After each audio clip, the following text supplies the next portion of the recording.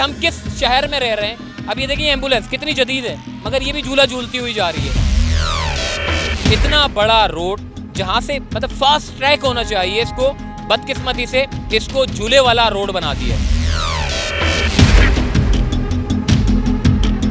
6 अरब रुपए एक बड़ा मंसूबा था, 6 लेन पर मुश्तमिल था, लेकिन बदकिस्मती से कोई डिज़ाइन फाइनल नहीं हुआ, कोई इंजीनियर ने यहाँ पे विजिट नहीं किया, कोई कंसल्टेंट यहाँ पर अपॉइंट नहीं हुआ, कोई भी मतलब 0/0 काम अब तक हमें देखने को नजर आ रहा है।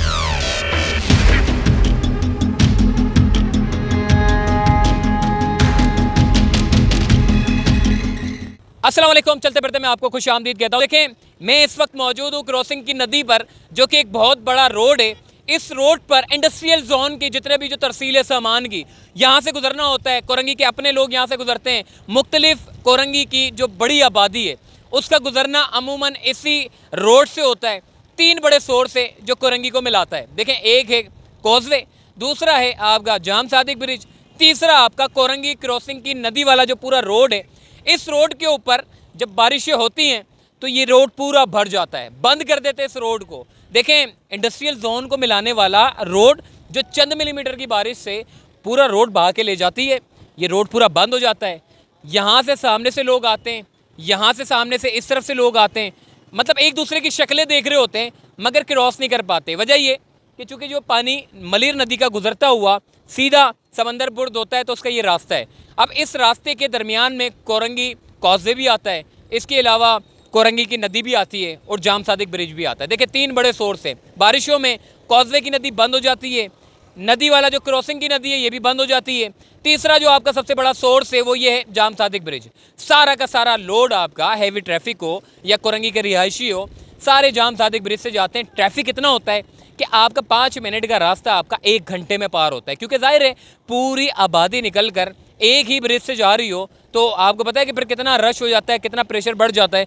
तो यहाँ पर वज़ीर आला सिंध साहब आए थे, कुछ 2 माह पहले आए थे। उन्होंने ये दावा किया था कि जी हम यहाँ पर वादे भी करके गए थे कि हम जो है यहाँ पर एक बड़ा ब्रिज बनाएंगे, 6 लेन पर मुश्तमिल होगा, 2.6 किलोमीटर का ये पूरा एक रूट होगा। बारिशें जब भी हों, लेकिन उस रूट के ज़रिए आपका ट्रैफिक डाइवर्ट हो जाएगा।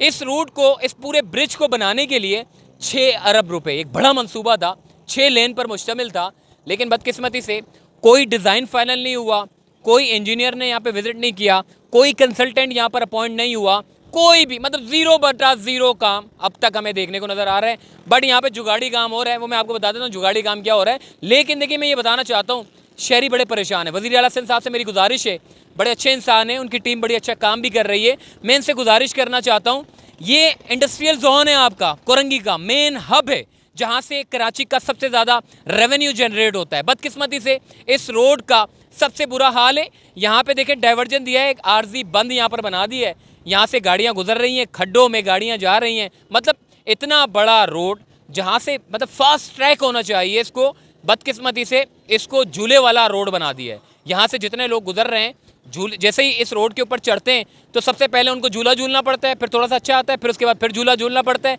ऐसे ही झूला झूलते हुए वो उस तरफ कोरंगी क्रॉसिंग या नासिर जम की तरफ जाते हैं। तो मैं ये बताना चाहता हूँ, देखिए वज़ीर आला साहब से ये कहना चाहता हूँ, खुदारा ये जुगाड़ी काम जो है अब ये बंद होने चाहिए। बल्कि सबसे पहले 6 अरब तो छोड़ दें, मैं कहता हूँ 6 अरब रुपए का मंसूबा आप रहने दें, सिर्फ रोड कारपेंटिंग करवा दें, ताकि कम से कम ये जो लोग हैं, जो गुजरने वाले लोग हैं, बारिश ख़त्म हो गई है, अगर तो मानसून का कोई स्पेल आ भी जाता है तो थोड़ा सा नज़र रखें, फिर कारपेंटिंग करा दें। कारपेंटिंग तो कोई मसला ही नहीं है, आपकी जहाँ नज़र पड़े वहाँ पे ट्रक भी आ जाएं, वहाँ पे दामड़ वाले ट्रक आ जाएं, वहाँ पे मशीनें खड़ी हो जाएं, तो आपकी एक नज़र दौड़ाने से पूरा काम हो सकता है।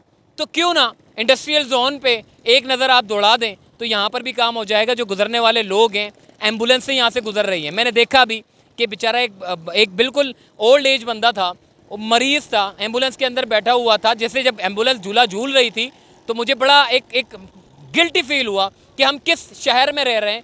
अब ये देखिए, एम्बुलेंस कितनी जदीद है, मगर ये भी झूला झूलती हुई जा रही है। तो कहने का मकसद ये है कि जिस शहर में हम रहते हैं, जो रेवेन्यू जनरेट करने वाला सबसे ज़्यादा बड़ा शहर है, जिसमें लाइफ स्टाइल बड़ी अच्छी होनी चाहिए, मॉडर्न स्टाइल होना चाहिए, यहाँ पर सड़कें अच्छी होनी चाहिए, स्ट्रीट लाइट होनी चाहिए, अतराफ में बाउंड्री होनी चाहिए। अब देखें ना, कितने लोग बेचारे आते हैं, जो ब्लड प्रेशर के मरीज़ होते हैं बाइक वाले, उनका हादसा हो जाता है, वो बेचारे नदी में गिर जाते हैं। तो कई अमवात तो यहाँ नदी में गिर के हो गई है।